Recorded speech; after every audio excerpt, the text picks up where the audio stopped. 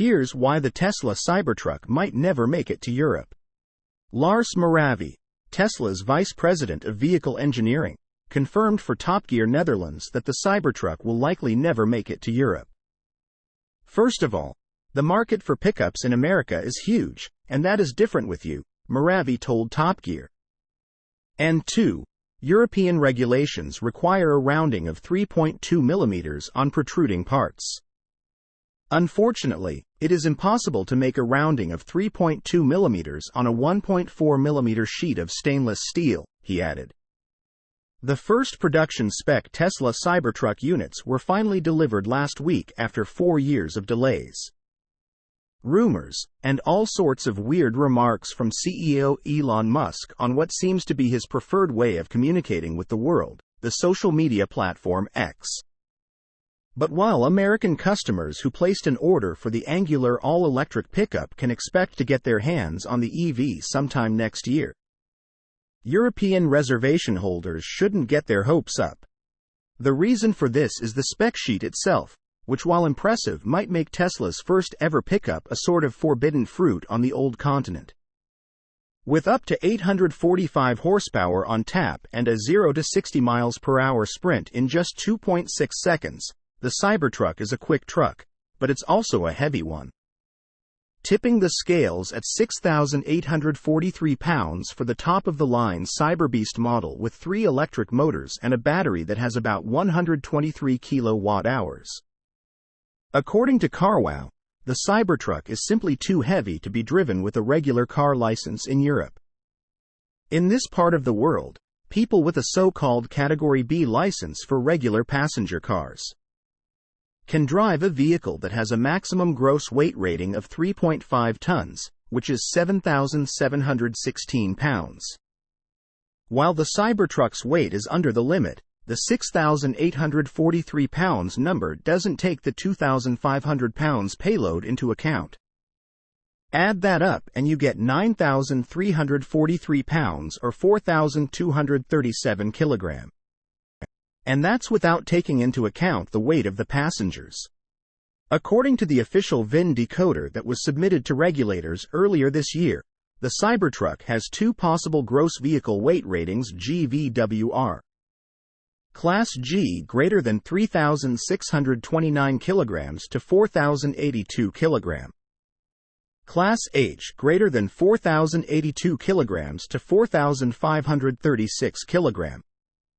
As you can see, the lowest rating is already above the European limit. This would mean that if it were to be sold in Europe, a Cybertruck customer would need to have a Category C license, which is meant for vehicles that have a GVWR of over 3.5 tons or 7,716 pounds. In other words, a truck license.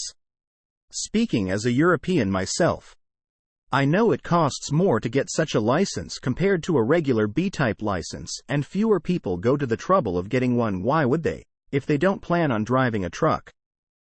So, not ideal for a vehicle that's meant to be mass-produced and sold in high numbers.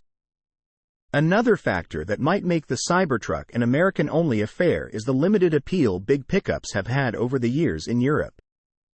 Smaller trucks like the Toyota Helix, Mitsubishi L200, also known as the Triton, Volkswagen Amarok, and Ford Ranger rule the segment on the old continent, so a truck as big as Tesla's would have a hard time making a name for itself in this part of the world. Pickup trucks are somewhat small in terms of market adoption in comparison to what you see in the U.S. market, said Pedro Pacheco, Vice President of Research at Gartner for Business Insider. For a vehicle in the category of the Cybertruck, there's not a huge market in Europe, because pickup trucks generally are not very common, he added. Other electric pickups: possible Lucid pickup truck seen in clay model form 2025 Ram 1500 Ramcharger. Burns gasoline in an EV-craving World Rivian R1T owner drove 24,000 miles in 15 months. Now, Rivian is buying it back. 2022 Ford F-150 Lightning. Range, costs, pros and cons at 15,000 miles.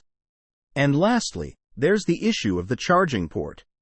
While Tesla's so-called North American Charging Standard (NACS) connector is on the brink of becoming the de facto choice among EVs that are destined for the US and Canadian markets, Europe has embraced the CCS2 plug. Even the European Tesla superchargers come with a CCS2 connector. So, to sell the Cybertruck in this neck of the woods, the Austin-based carmaker would have to somehow implement the CCS2 plug on the Cybertruck.